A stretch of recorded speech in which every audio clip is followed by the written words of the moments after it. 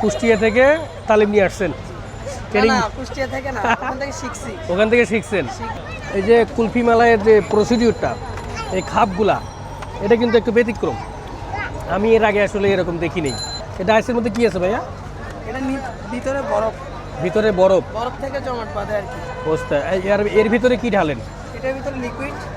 এটা দেখাও তো, কতক্ষণ লাগে এটা মানে বরফ হইতে? সর্বোচ্চ 5 থেকে 6 মিনিট।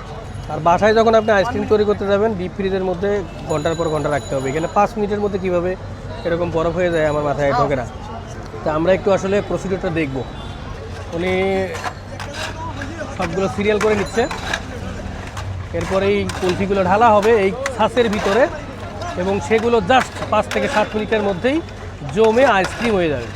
এটার মধ্যে কি কি আছে?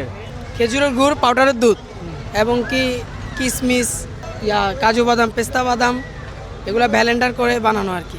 এগুলো এখন কিশমিশ দিচ্ছেন? আজকে কিন্তু আমরা একদম দেখতে পাচ্ছি কুলফি কীভাবে তৈরি করে, তাও আবার কুষ্টিয়ার কুলফি। এখন এই ছাঁচের ভিতরে সেই কুলফির র মেটেরিয়ালটা ঢালা হচ্ছে।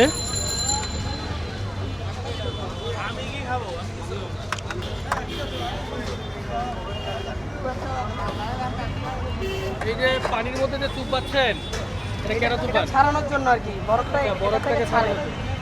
এটা মনে হয় পানিতে চুবাইলে আপনার আইসক্রিমটা ছাড়বে আর কি, এমনি তো শক্ত খুলবে না। কুষ্টিয়ার কুলফি মালাই যদি খাইতে চান চট্টগ্রামে বসে চলে আসতে হবে আগ্রাবাদে। আমি খাচ্ছি 10 টাকারটা, আর স্পেশালটা হচ্ছে 20 টাকা। স্পেশালের মধ্যে কি আছে ভাই?